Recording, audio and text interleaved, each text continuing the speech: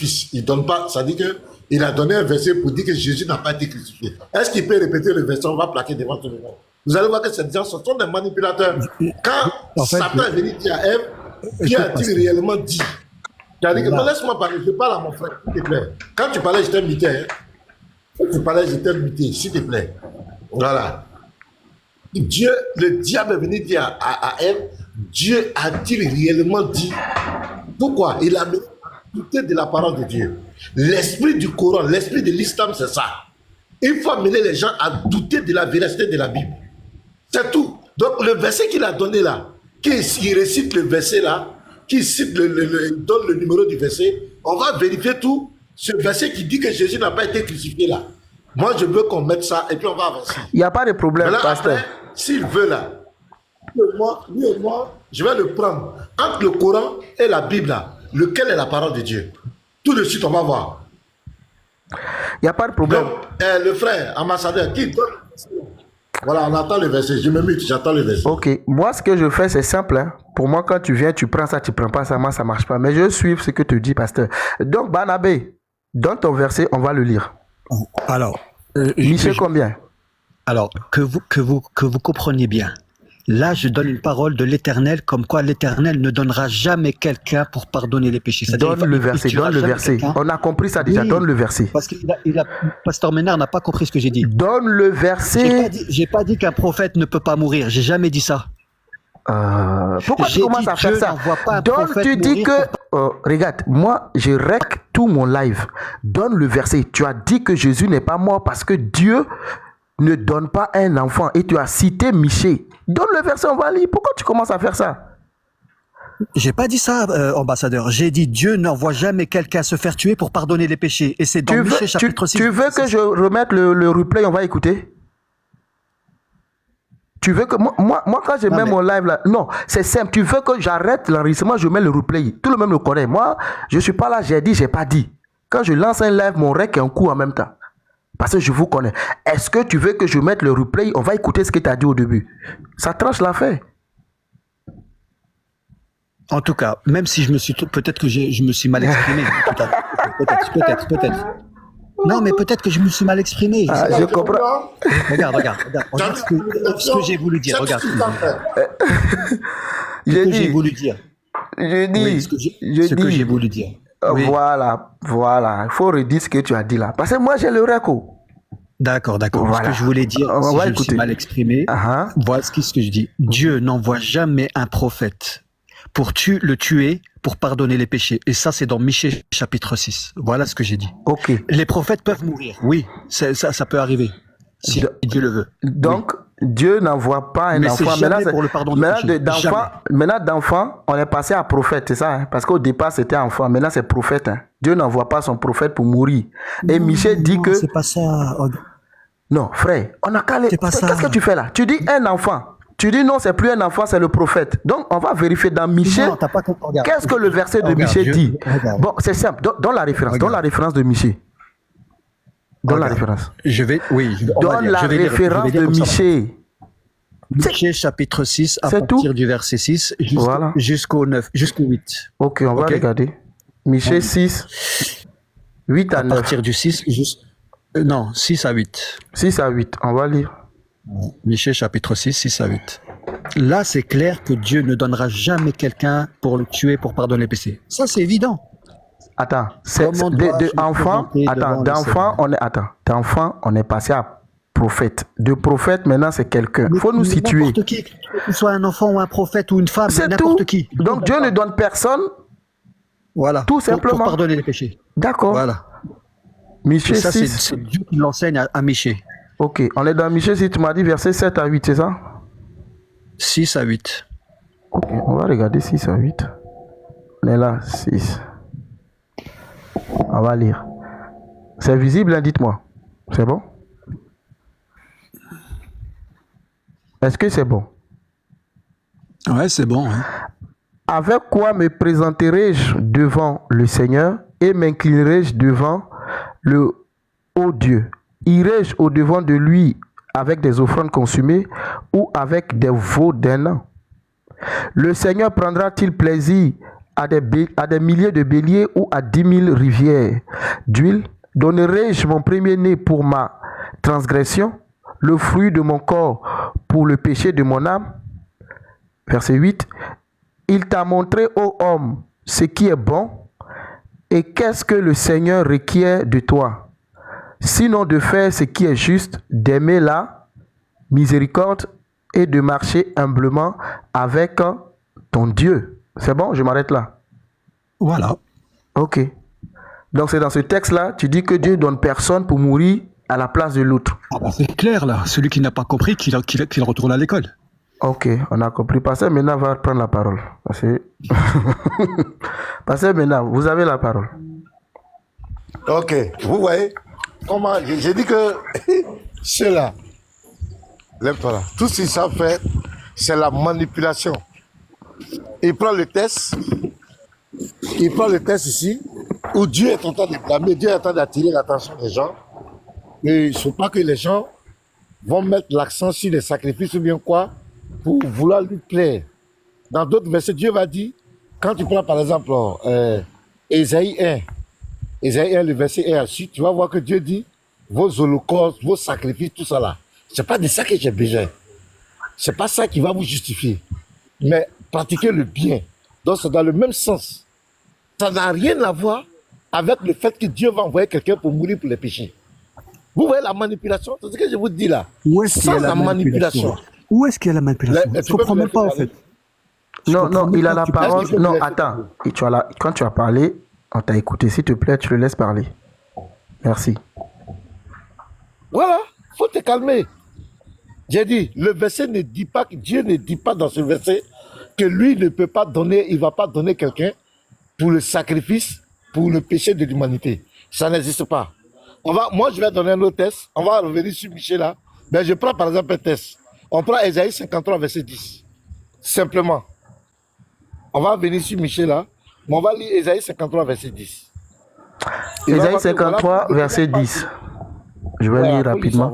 Il a plu à l'Éternel de le briser par la souffrance. Après avoir livré sa vie en sacrifice pour le péché, il verra une postérité et plongera ses jours, et l'œuvre de l'Éternel prospérera entre ses mains. Donc ici là, on dit quoi? L'Éternel va faire quoi? Il va livrer la vie de quelqu'un en sacrifice pour le péché.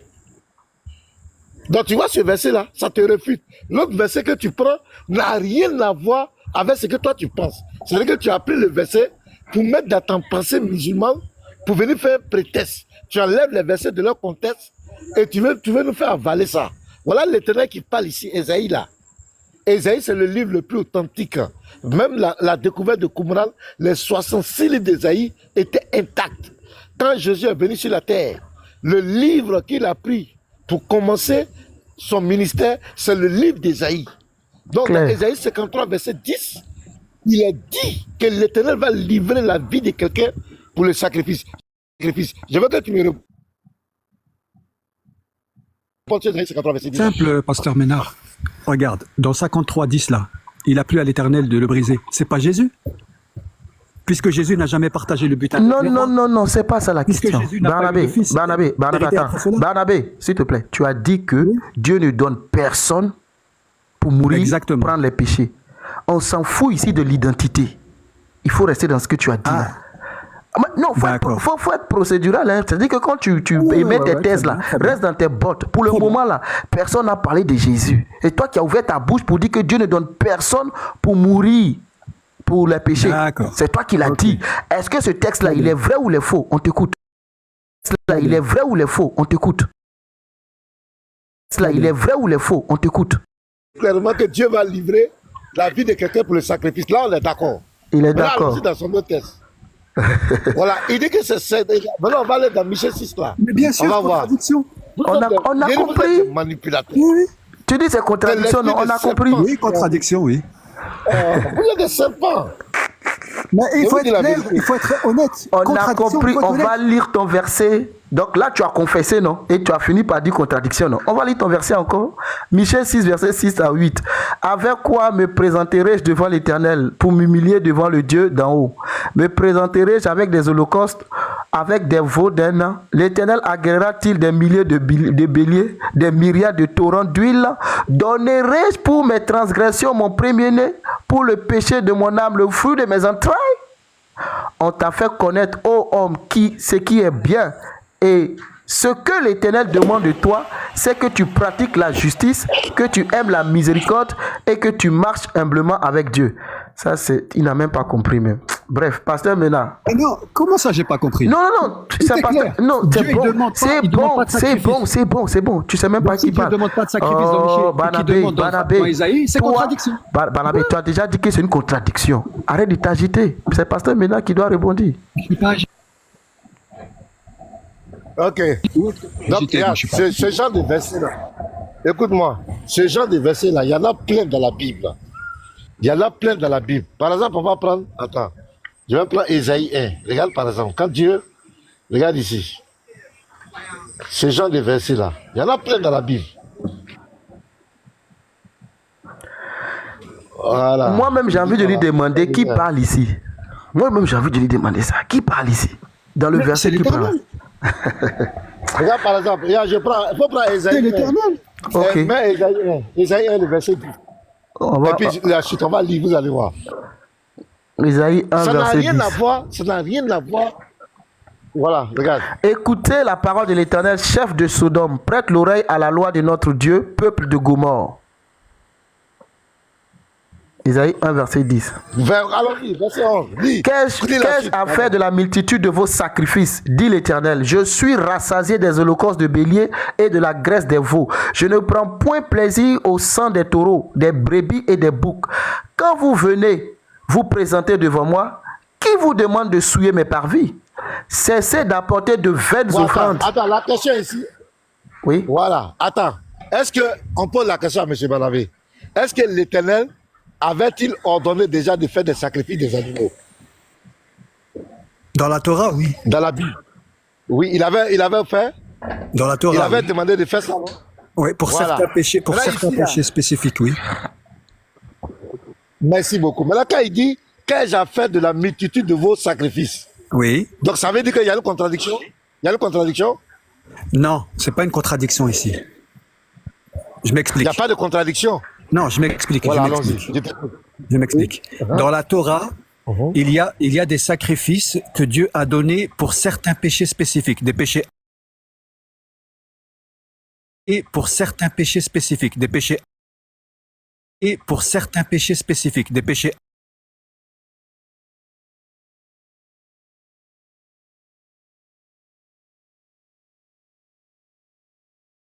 Ma question. Mais c'est Dieu qui le dit. Si t'as pas assez, tu donnes de la fleur de farine. Donc c'est pas le sang qui est visé. Tu ne réponds pas à la question en fait. Non, Barnabé, tu réponds pas à la question posée. Oui, j'ai répondu. Ce sont des péchés spécifiques. C'est pas tous les péchés. Non, je parle même pas des péchés. Je parle même pas du péché. Je vais dans le principe. Écoute-moi. Je vais dans le principe que Dieu ait demandé avant. On est d'accord que Dieu ait demandé de sacrifier des animaux. On est d'accord, non? On est d'accord, oui. Ok, maintenant dans Ésaïe 1 ici, là, Ésaïe 1, le verset 11 ici, regarde. Il dit, qu'ai-je à faire avec la multitude de vos sacrifices? Dit l'Éternel, je suis rassasié des holocaustes des béliers et de la graisse des veaux. Je ne prends point plaisir au sang des taureaux, des brebis et des boucs. Donc ici, on pourrait dire qu'il y a une contradiction, non? Non, c'est pas une contradiction. Parce que dans la Torah, quand Dieu il spécifie des lois, lui, il n'en veut pas en fait. Il fait ça pour nous. Lui, il n'en a rien à fiche de sacrifice. Il rejette le sacrifice ici. Il rejette les sacrifices ici à cause du péché des gens. Non. On va continuer la lecture, tu vas voir. Non, c'est pas ça. Faut te calmer.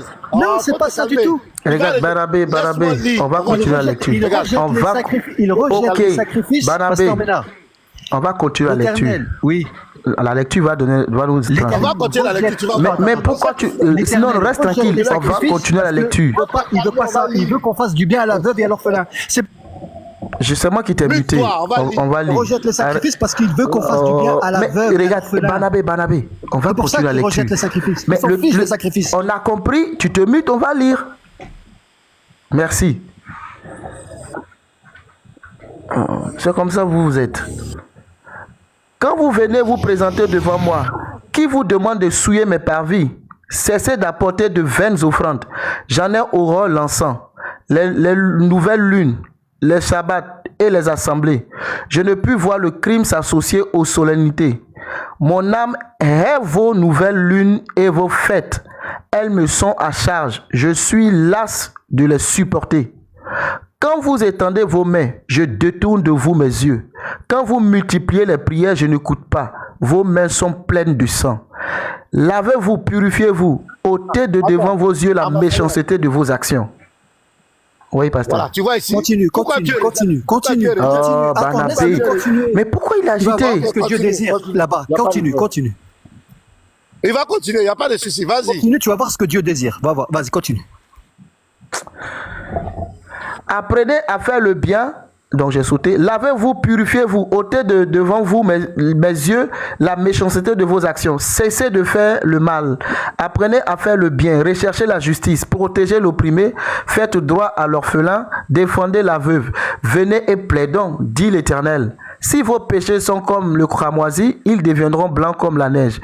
S'ils sont rouges comme la pourpre, ils deviendront comme la laine. Si vous avez de la bonne volonté et si vous êtes docile, vous mangerez les meilleures productions du pays. Mais si vous résistez et si vous êtes rebelles, vous serez dévorés par le glaive, car la bouche de l'Éternel a parlé. C'est bon, on va pas tout. Voilà. On va pas tout. Tu as vu ce que Dieu désire. Tu as vu ce que Dieu désire. Barnabé, laisse-le parler d'abord. C'est lui qui a demandé la lecture, voilà, donc ici, je le laisse rebondir.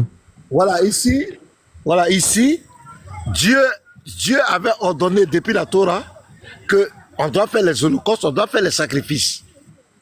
Pour ôter le péché, pour expier le péché, tout. Dieu l'avait demandé. Mais ici, le même Dieu rejette ces péchés. Pourquoi il rejette? Parce qu'il dit aux gens qu'ils ont des mauvais comportements, ils ont une mauvaise vie. Il ne veut pas voir leur méchanceté. C'est dans le même sens là que Michel Sissa est en train de parler. C'est-à-dire quoi? Avec ta méchanceté là, il ne faut pas croire que Dieu va agréer comment on appelle, ton adoration, tes sacrifices. Dieu va les rejeter. Tu vois, même quand tu lis, comment on appelle, dans Amos 5, le verset 12 et suite, tu vois même que Dieu dit, quand même tu viens chanter, tu viens le louer là. Il a demandé de louer, non, il a demandé de l'adorer. Mais quand tu viens le faire avec un cœur mauvais, il rejette ta louange. Il ne s'associe pas à ton assemblée. Voilà le contexte du verset. Ça n'a rien à voir à dire que Dieu dit qu'il ne va pas donner quelqu'un en sacrifice pour les péchés. Ça n'a rien à voir avec ça. Arrêtez de manipuler les gens, arrêtez de prendre les versets tordus de sens.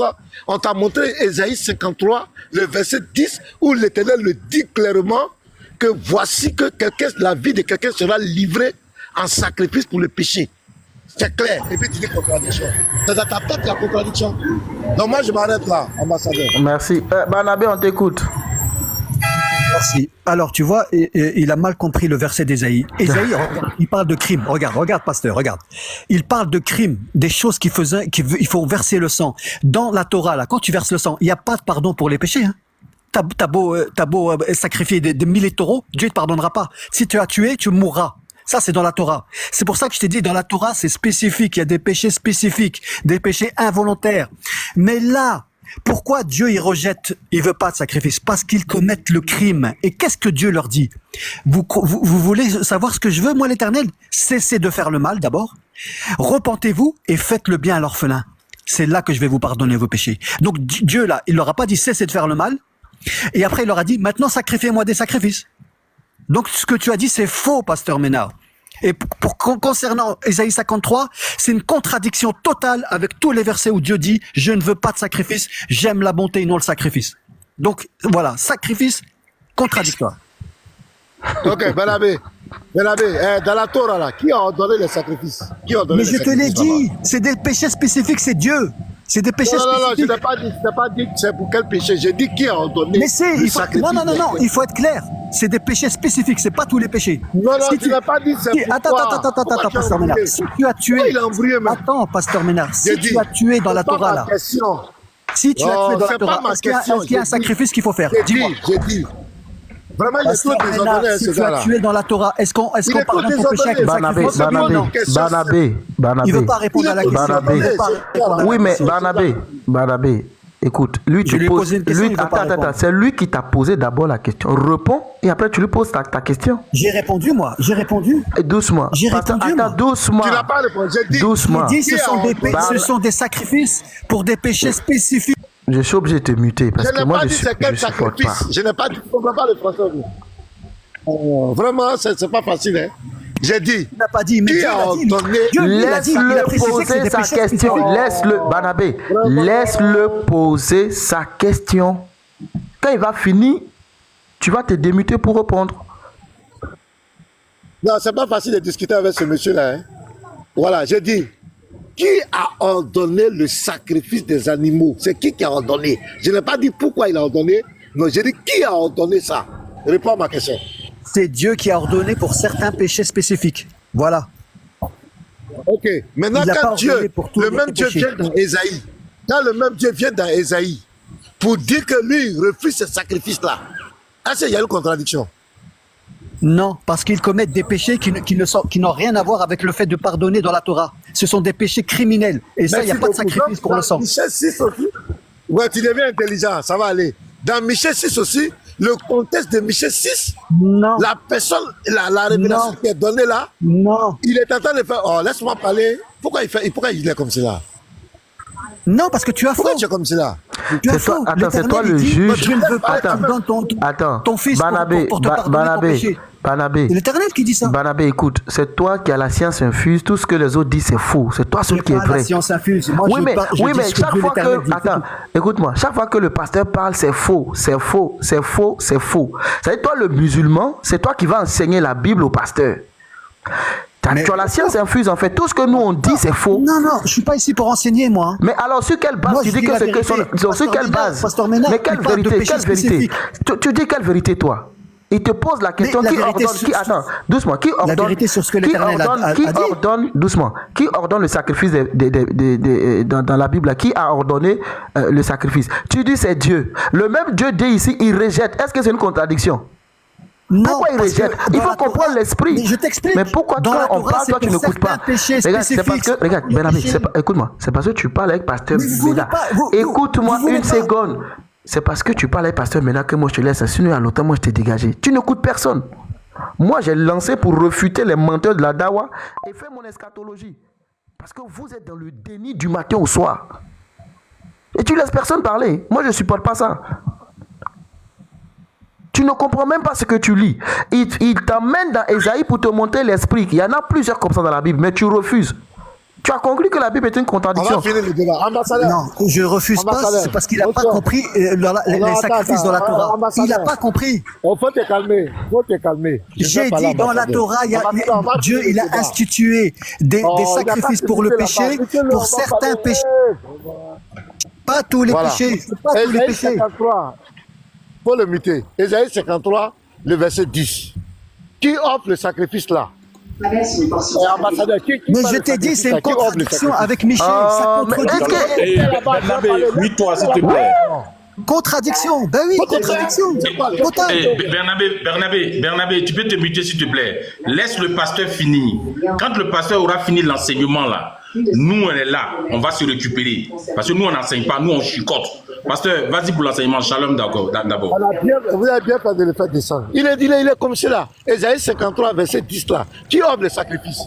C'est l'Éternel qui offre. Dans Michel 6 là, qui va faire le sacrifice? Qui offre le sacrifice là-bas? C'est même pas le même contexte. Ambassadeur, il faut mettre les deux textes, on va voir. Ésaïe 53, 10, qui offre le sacrifice? Et Michel 6, son fameux verset qu'il a donné là. Là-bas, qui offre le sacrifice? On va voir les deux, c'est pas le même contexte. Exactement, moi c'est dans ça que je voulais avec lui. C'est pas, il veut rien comprendre. Ésaïe 53, 10. Oh, c'est clair, il a plu à l'Éternel de le briser par la souffrance après avoir livré sa vie en sacrifice pour le péché. C'est l'Éternel qui offre le sacrifice. Donc, c'est l'Éternel qui lit. Maintenant, allons-y dans Michel 6 là-bas. Qui offre le sacrifice? Oh, c'est incroyable. Bon, comme je t'ai passé, ils ont jeté ton âme. Tu vois, ils ont jeté ton âme tranquillement. Michée, attends, je trouve Michée 6, verset 6 à 8, qu'il avait donné. Avec quoi me présenterai-je devant l'Éternel? Qui parle? Donc c'est quelqu'un qui parle ici. Tu vois, non? C'est quelqu'un qui parle. C'est quelqu'un qui fait une action. Tu vois, non? C'est quelqu'un qui est en train de présenter, qui est en train de parler. Ce n'est pas l'Éternel qui fait le sacrifice ici. Mais dans Isaïe 53, c'est l'Éternel qui donne le sacrifice. Mais ici, c'est un homme, c'est quelqu'un qui est en train de parler. Vous dites, avec quoi je vais me présenter devant l'Éternel? Pour m'humilier devant le Dieu très haut. Voilà. Tu as vu? Donc c'est la personne qui va donner le sacrifice. Lui, il prend ça, vous dites que non, à partir de ce verset-là, l'Éternel dit que lui, il ne va pas donner quelqu'un un sacrifice pour le péché. Ça n'a vraiment pas de sens. Et ça soutient notre idéologie. Ce sont des manipulateurs. Ambassadeurs, ce sont des purs manipulateurs. Sans la manipulation, sans l'esprit fou, la langue fouchée du serpent, l'islam ne peut pas exister. Le Coran ne peut pas exister. C'est pourquoi tu vois, tout le Coran, c'est de la manipulation. Tout est de la manipulation. C'est un esprit d'égarement, un esprit qui est venu manipuler l'humanité. Un prophète, tout est de la manipulation. Même les prédicateurs de la dawa, tout est de la manipulation. Tu as vu tout à l'heure, il était en train d'amener les gens à douter de la Bible. C'est le serpent. Il a dit à Ève, Dieu a-t-il réellement dit? Il faut mettre le doute sur la parole de Dieu. Il faut mettre le doute sur la parole de Dieu. C'est l'esprit de manipulation, l'esprit de serpent. Et il prend un test qui n'a rien à voir avec le sacrifice de Jésus à la croix. Il prend le test et puis il vient coller pour manipuler les gens. Ça fait pitié. On lui donne maintenant un test où l'Éternel lui-même il dit que moi je vais offrir quelqu'un, je vais donner sa vie en sacrifice pour le péché. Il dit à contradiction. Parce que dans sa tête, lui ce qu'il pensait là, s'il y a une autre idée qui vient contre ça, il y a la manipulation. Et puis tout à l'heure il te disait quoi? Il te dit que dans la Bible, c'est pas tout qui est la parole de Dieu. Tu vois, c'est le diable. À la limite, on ne sait pas qui leur a donné cette autorité, ce pouvoir de décider dans la Bible ce qui est la parole de Dieu, ce qui n'est pas la parole de Dieu. C'est eux qui ont cette autorité. Ils ont ce toupet de venir dans nos livres de foi pour dire que c'est ici là qu'il y a la vérité, ici là est faux, vous devez prendre ici. Alors que là, soi-disant livre, l'Éternel, le Dieu d'Israël, n'a jamais parlé là-bas. L'Éternel, le Dieu d'Israël, n'a jamais parlé à leur prophète. Même une seule virgule de l'Éternel n'existe pas dans le Coran. Le Coran est un projet où le Dieu d'Israël n'a jamais pris connaissance. Lui-même, il est étonné. Quand on lui dit que c'est lui qui a... Il est étonné de ce livre-là. Il n'a jamais parlé dedans. L'esprit qui a parlé dans le Coran, le propriétaire du Coran, c'est cet esprit qui s'est révélé à leur prophète dans la grotte, qui a serré son cou. L'esprit qui appelle des chiens. C'est cet esprit-là qui a parlé dans le Coran, les 114 sourates. L'Éternel, le Dieu d'Israël, n'a jamais parlé dans le Coran. Si la Bible n'est pas la parole de Dieu, c'est que Dieu n'a jamais parlé sur la terre. Parce que c'est dans la Bible, il y a ainsi parle l'Éternel, ainsi dit l'Éternel. Et avec les prophéties, la véracité de la Bible, on ne peut pas contester. Personne ne peut dire que la Bible n'est pas la parole de Dieu, il n'existe pas.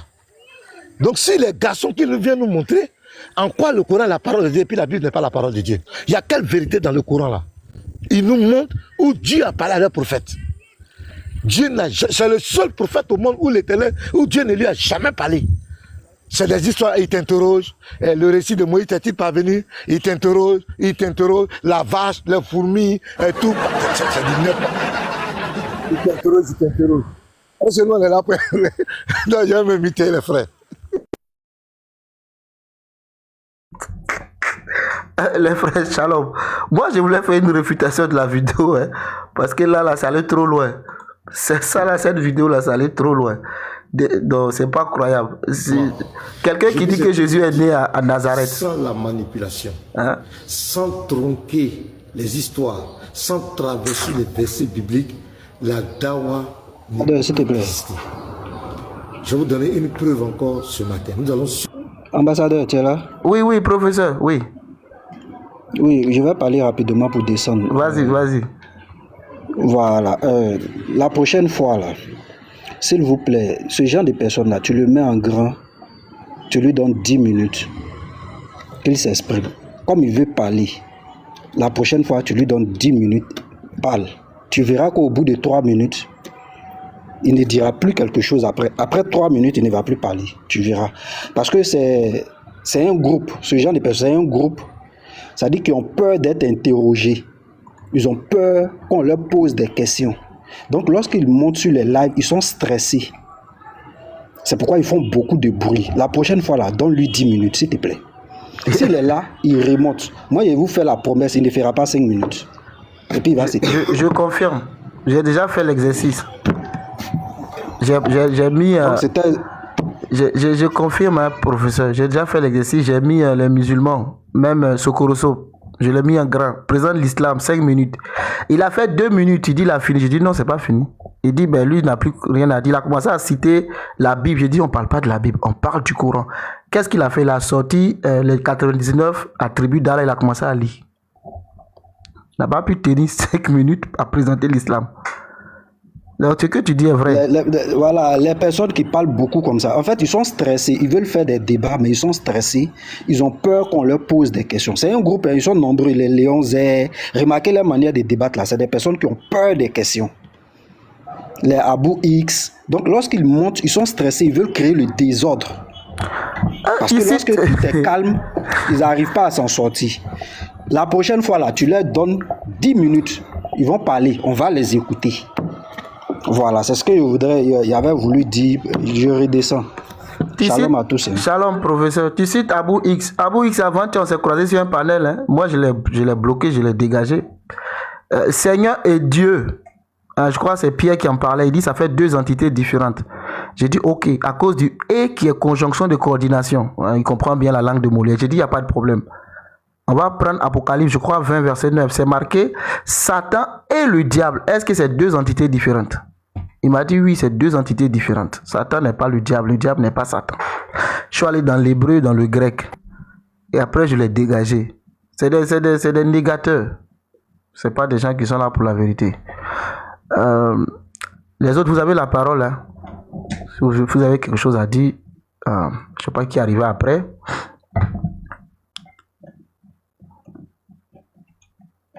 Sinon, on remet la vidéo. Sur cette vidéo, ambassadeur, bonsoir. Nous allons déposter. En dehors de ce qu'eux ils ont prêché, si un autre évangile vient, même si c'est un ange qui a apporté que cet évangile soit maudit. Or, Paul disait cela à l'an 47. En ce moment, à l'an 47, les 4 évangiles qui parlent de la vie de Jésus, aujourd'hui qui est le pilier même du Nouveau Testament, les 4 évangiles canoniques, les 4 évangiles qui sont considérés comme le pilier même du Nouveau Testament, ces 4 évangiles-là n'existaient pas quand Paul disait, et n'étaient même pas encore proches même d'exister. Waouh! Vous serez surpris. Alors que Paul dit, après lui son enseignement, tout évangile qui vient là est caduc et obsolète, est maudit, qu'il soit considéré comme anathème. En ce moment-là, l'évangile selon Matthieu, selon Marc, selon Luc, selon Jean n'existait pas. Donc eux, ils sont venus 25 ans, non, hein, même pas 25 ans.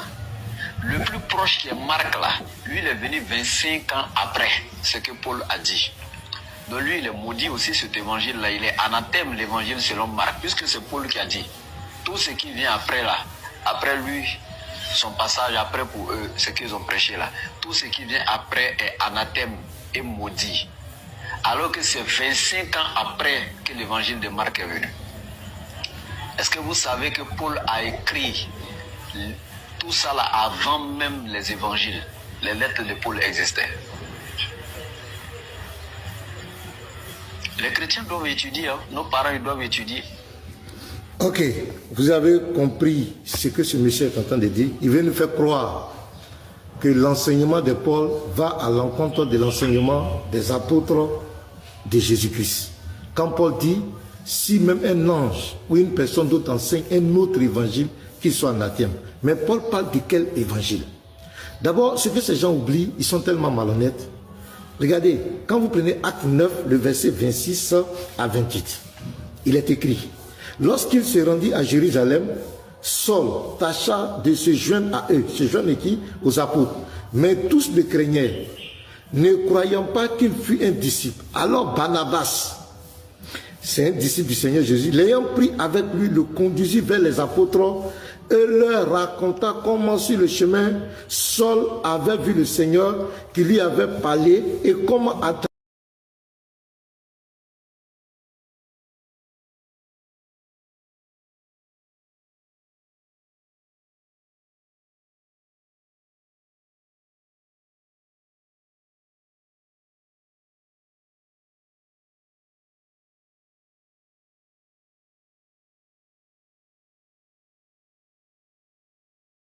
message. Voilà ce que Paul dit ici. L'évangile de Paul, c'est quoi?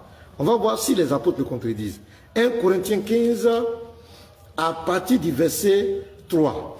Je vous ai enseigné avant tout, comme je l'avais aussi reçu, que Christ est mort pour nos péchés selon les Écritures, qu'il a été enseveli, qu'il est ressuscité le 3e jour selon les Écritures, et qu'il est apparu à Céphas, ça veut dire Pierre, puis aux 12. Ensuite, il est apparu à plus de 500 frères à la fois, dont la plupart sont encore vivants, et dont quelques-uns sont morts. Ensuite, il est apparu à Jacques, puis à tous les apôtres.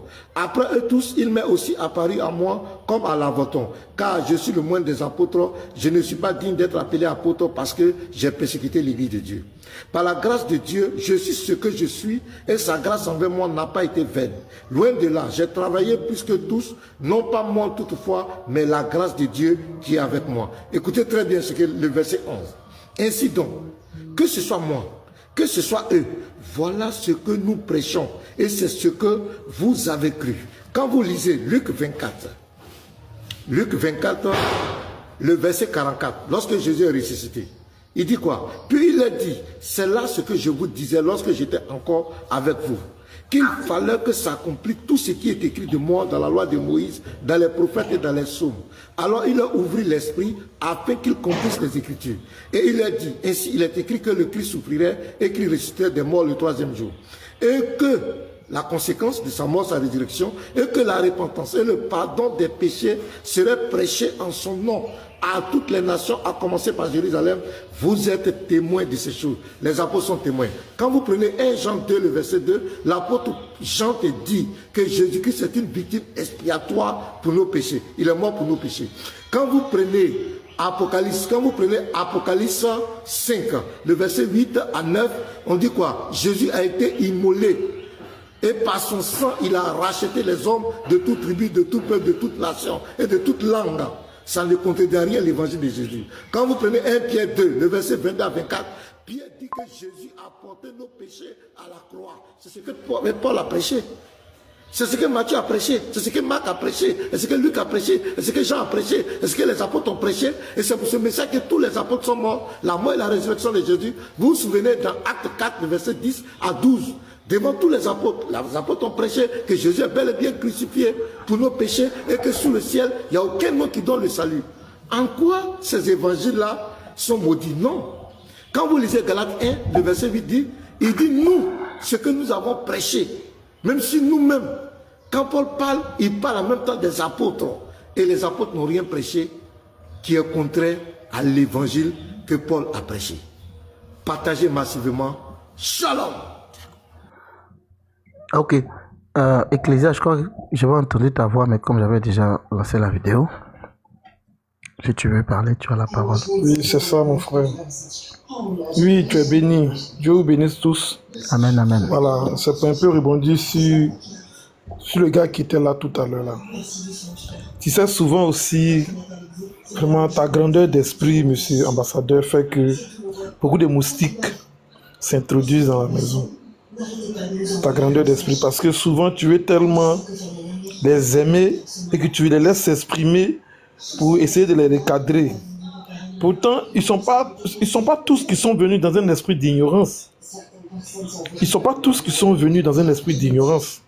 Ce monsieur-là, ce qu'il est en train de faire là, c'est pas qu'il ignore la parole. Parce que vous, à vous voir, à te voir, à voir Pasteur Mena, à voir tout le monde ici, on a comme l'impression qu'il est dans un état d'ignorance et qu'il a besoin d'éclaircissement. Alors qu'un musulman qui ose monter sur un palier n'est pas ignorant, ils connaissent la vérité. Connaître la vérité et ne pas vouloir la laisser passer, ça fait deux. Ou bien frère, c'est pas un ignorant, ils sont venus pour perturber le live, ils sont venus pour perturber le château que le Saint-Esprit a construit, mais à travers ta main, à travers ta conscience, à travers tes peines. Et vous perdez du temps sur eux, alors que visiblement, ils ne sont pas des gens qui sont venus apprendre, comprendre ou bien expliquer une certaine vérité. Ils sont venus vous confronter, vous empêcher. Ils sont venus s'opposer à la lumière.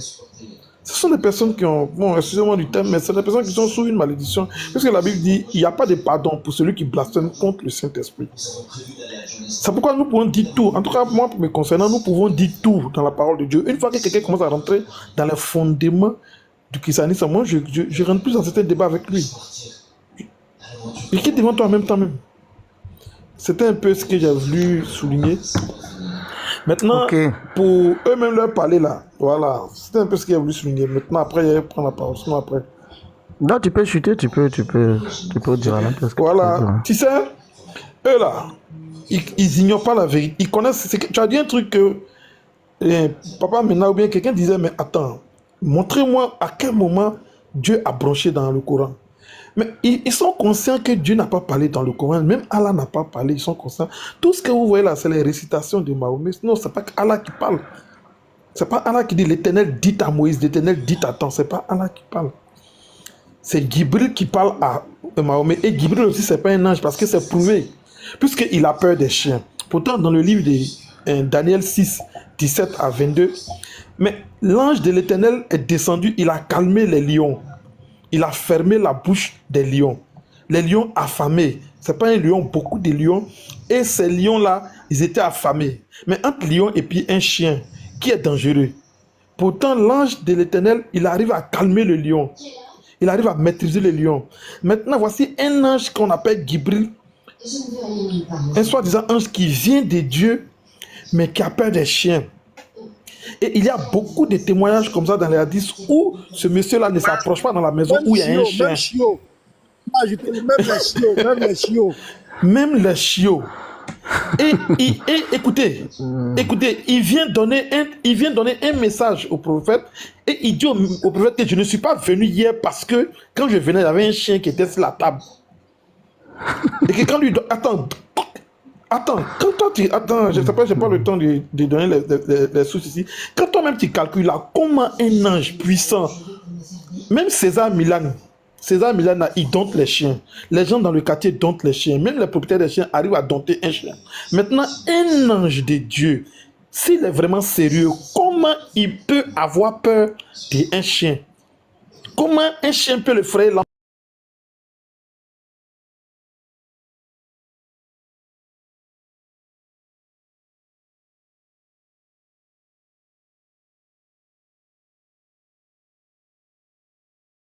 Musulman qui ne sait pas que c'est pas logique. Eux tous savent que c'est pas logique.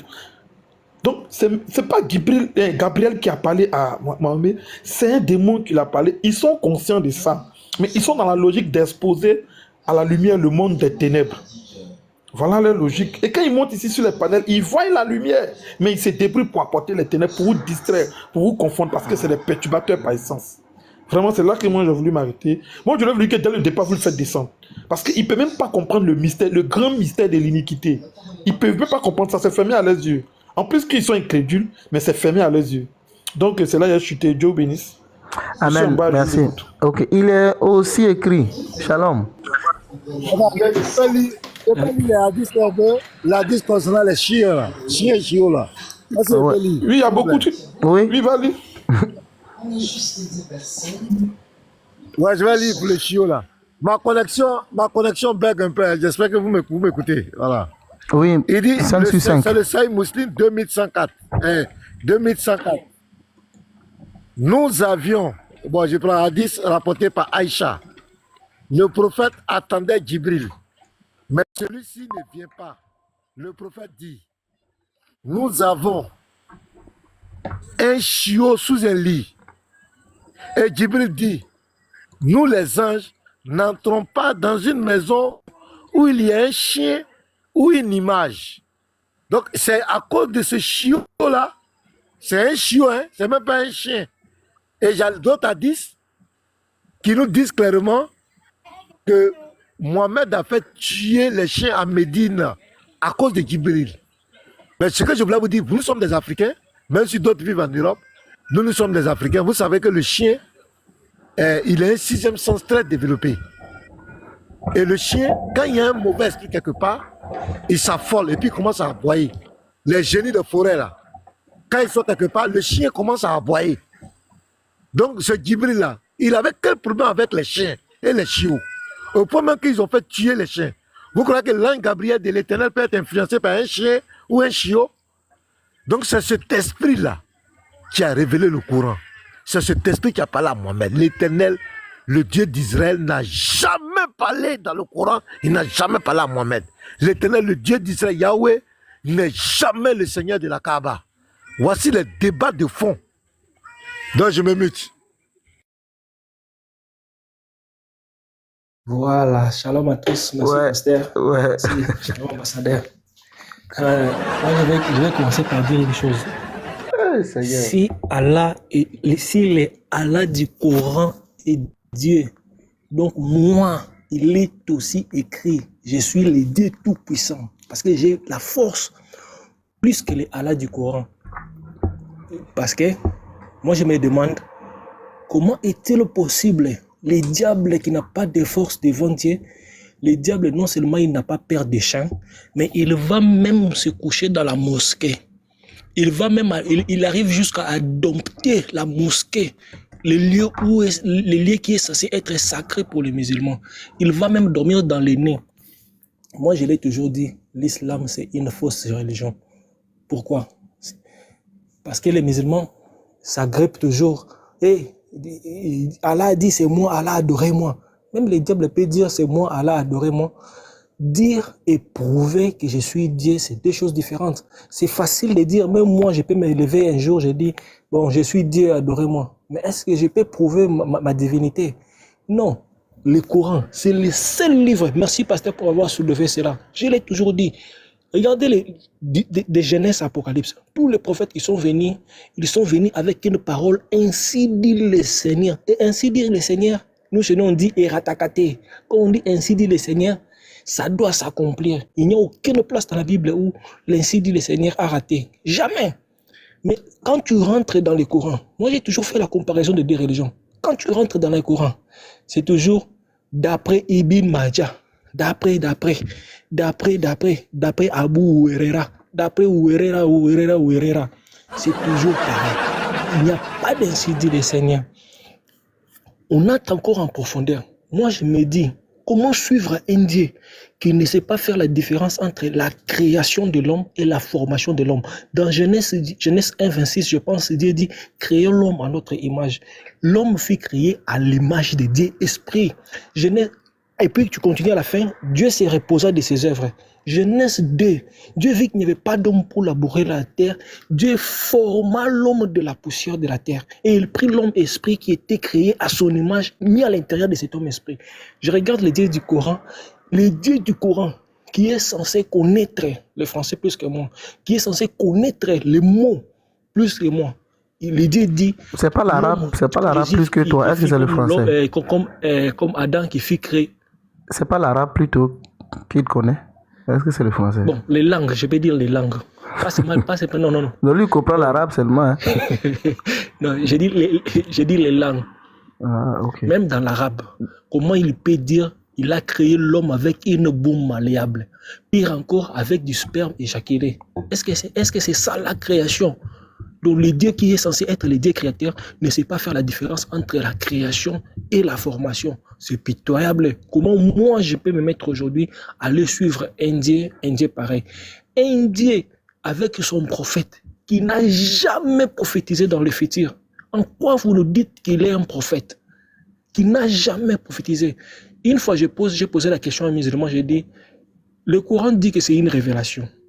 Dans la Bible, il y a un livre qui porte le nom La Révélation, dont le livre d'Apocalypse. Quand je lis les deux livres, c'est l'Est et l'Ouest à travers les contenus. Quand on regarde l'Apocalypse nous détaille en profondeur la fin du monde. Comment les choses vont venir, comment une nation va s'élever contre une autre. L'Apocalypse nous détaille comment arrivera la fin du monde. Des choses que vous et moi, nous ne connaissons pas.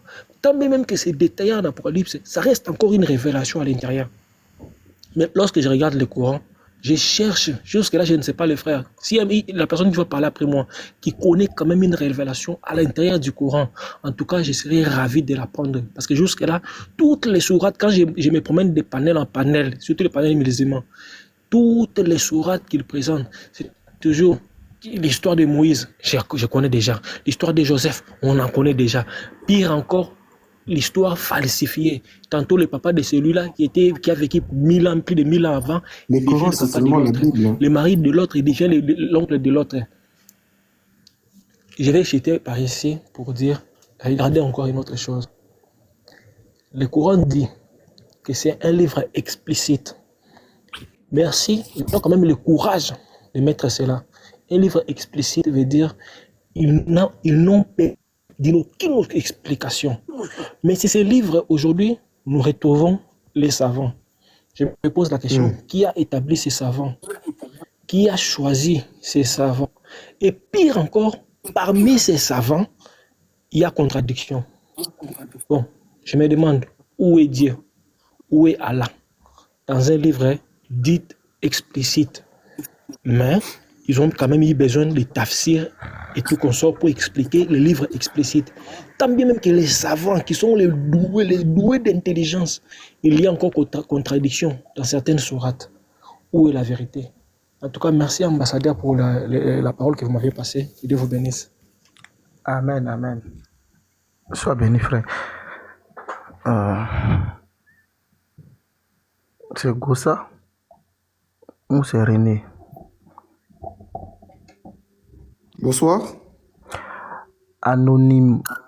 Bonsoir. Bonsoir. Donc, moi, je voulais monter un peu pour savoir un peu quel était le débat un peu. Et est-ce qu'il y avait des musulmans là qui sont ici pour parler? Non, il n'y a pas de musulmans. C'était suite à une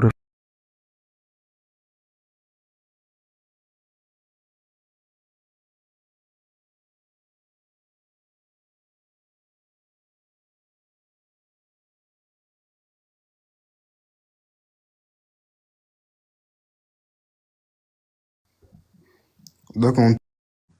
Tu es d'accord avec qui? Prosper Coiffure. Je sais pas si c'est son nom comme ça, bon. C'est moi. Je suis là. Ah, moi je vois il était aussi écrit. Bon. Ok. Si tu as terminé, on va passer la parole là. J'ai changé ça. J'ai changé ça, vu qu'à chaque fois quand tu discutes avec un musulman, il s'est agrippé à une seule parole. Mais oui, ce qui te dit, il est écrit. Mais regarde aussi à côté.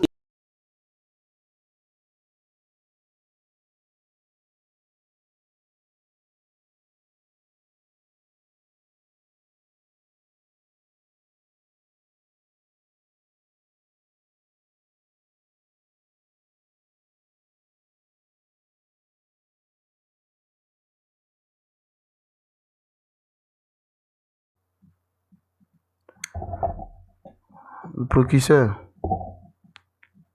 L'ayatollah, bonsoir.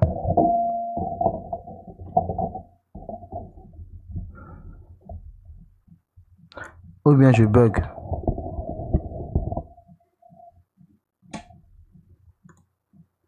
Est-ce qu'on me reçoit?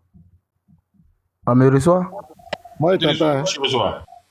Ouais, tu reçois. Ok. Donc, bon, il n'y a personne qui veut parler. Procureur, tu veux prendre la parole?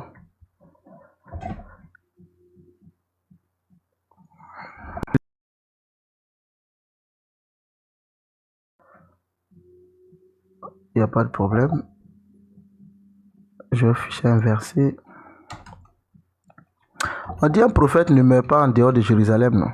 Je veux comprendre Mohamed là. Je vais afficher le verset, vous allez m'expliquer. C'est Jésus qui parle. Il ne convient pas à un prophète de mourir.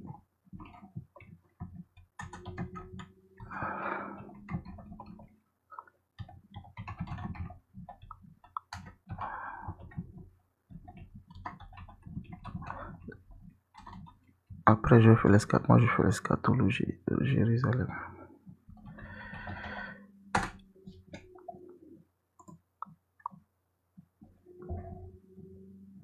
Luc 13, 32 Il leur répondit, allez et dites à Serena, voici je chasse les démons et je fais des guérisons aujourd'hui et demain. Jésus aussi, il envoie les balles perdues. Hein. Et le 3e jour, j'aurai fini. Mais il faut que je marche aujourd'hui, demain et le jour suivant, car il ne convient pas qu'un prophète périsse hors de Jérusalem. Les frères, aidez-moi. Mohammed, les prophètes, je veux comprendre. Par rapport à ce verset-là. Si quelqu'un peut m'aider.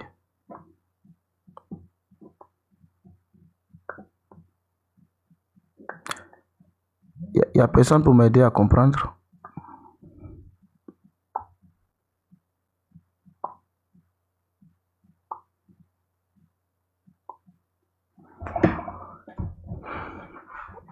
Il n'y a personne pour m'aider.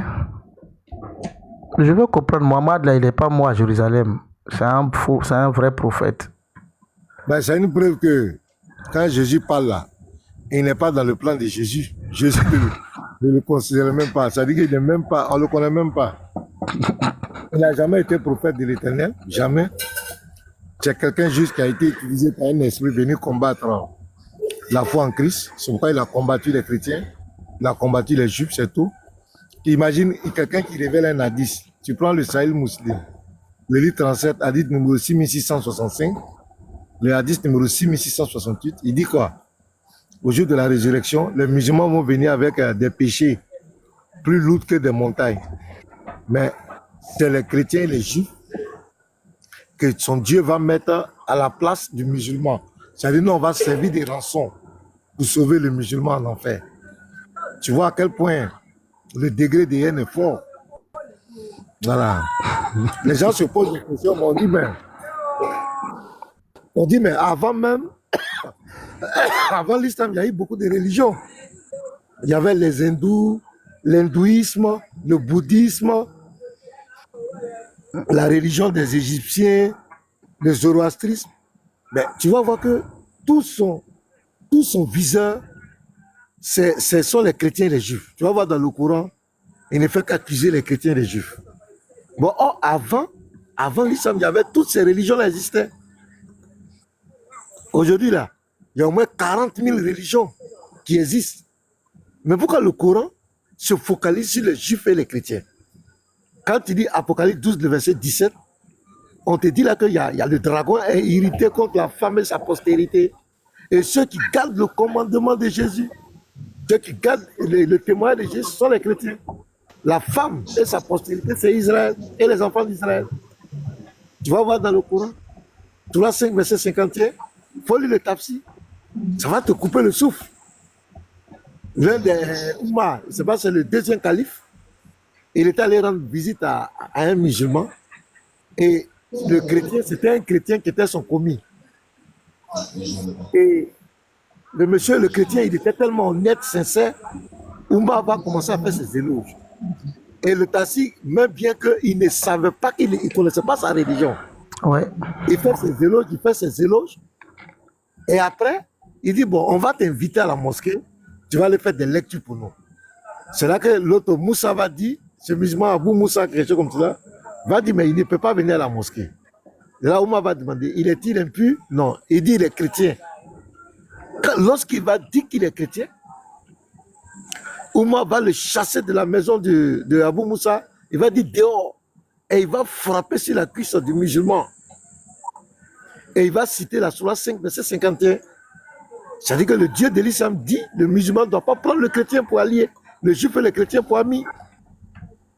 Tu vois un peu, c'est grave. À la Sourate 9, verset 30, il dit qu'il va anéantir les juifs et les chrétiens.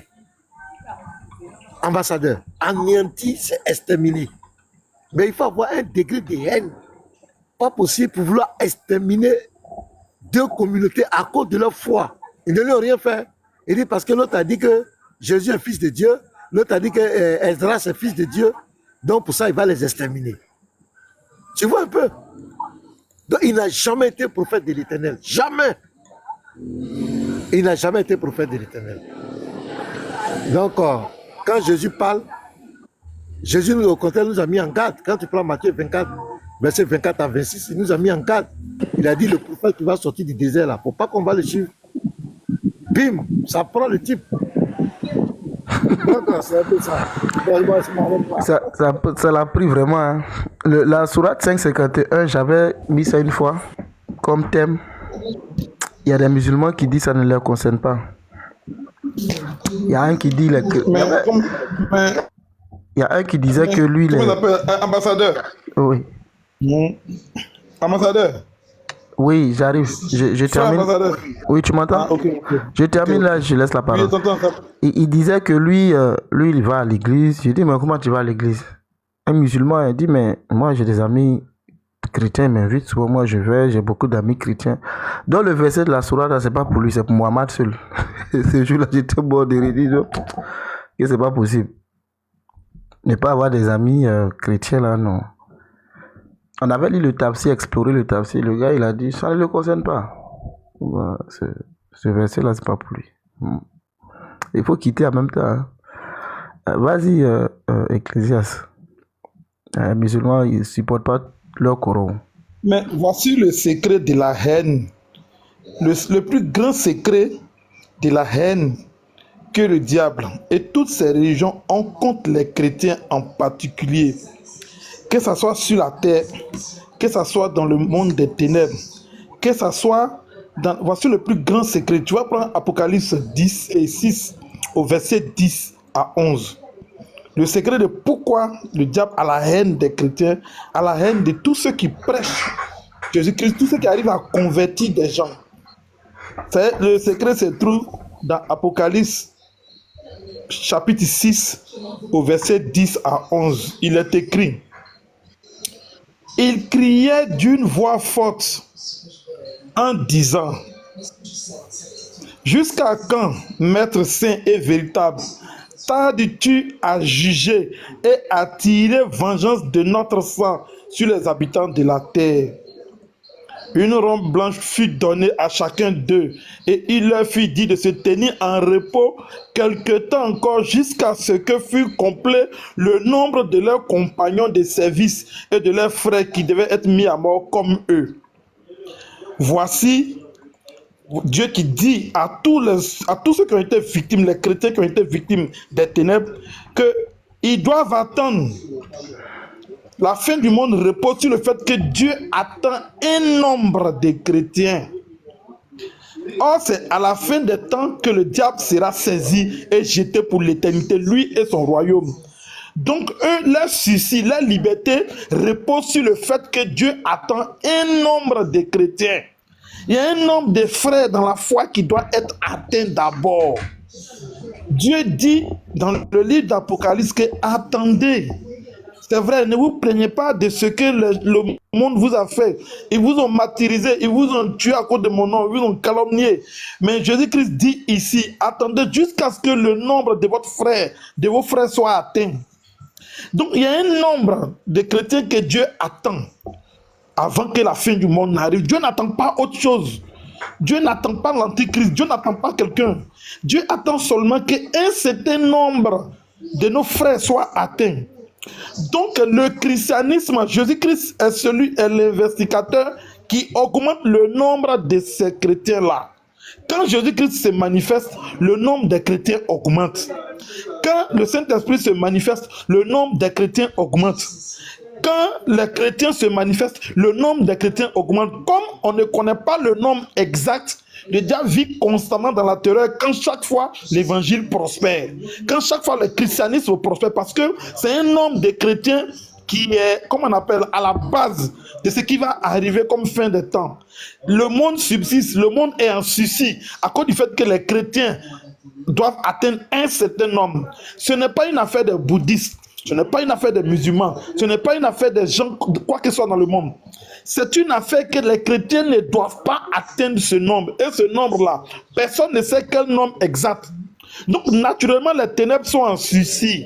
Naturellement, eux, ils ont peur. Ils ne savent pas si aujourd'hui, là, ambassadeur peut, ils ne savent pas si aujourd'hui, ambassadeur peut, ou bien Mena, ou bien Amolowe, ou bien le précurseur peut convertir quelqu'un. Et puis, c'est cette personne-là qui serait la dernière personne que Dieu attendait pour que la fin du monde arrive. Donc, eux, ils vivent dans un compte à rebours spirituel constant dans l'esprit. Parce qu'ils savent, ils lisent la Bible, ils savent qu'il y a un homme que Dieu attend avant de terminer ce monde. Or, quand ce homme-là va être atteint, c'est fini.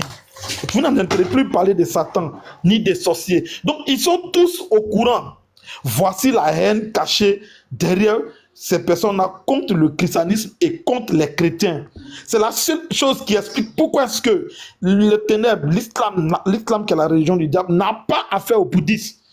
Que les bouddhistes soient convertis, ça ne lui dit rien. Les bouddhistes ne sont pas un souci pour lui. Que les fausses chrétiens, les fausses doctrines prospèrent.